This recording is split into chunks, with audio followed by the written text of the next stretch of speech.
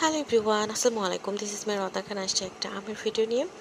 আমের ভর্তার ভিডিও মানেই হচ্ছে অনেক লোভনীয় আর অনেক আকর্ষণীয়। আসলে আমের ভর্তা দেখলে আমার মনে হয় না যে এমন কোনো মেয়ে আছে যার হচ্ছে জিভে পানি আসে নাই, এরকম কেউ নাই। আপনারা যারা দেখছেন তাদের অবশ্যই জিভে পানি চলে আসছে। আর আমার কষ্ট লাগতেছে আপনাদের যদি খাওয়াতে পারতাম।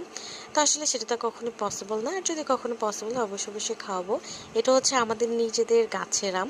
আমরা হচ্ছে দুপুরবেলা পেড়ে আমার বোনের জন্য দিয়ে দিব। তখন আর কি আমার ছোট বোন বলতেছে আমরা একটু ভর্তা করে খাই। তো আমরা সবাই মিলে হচ্ছে ভর্তাটার জন্য ওকে বললাম। তো ও নিজেও করার ইচ্ছা পোষণ করতেছিল। তো পরে হচ্ছে আমের ভর্তাটা করে আর কি সব প্রসেস করতেছিল। আমি একটু ভিডিও করলাম।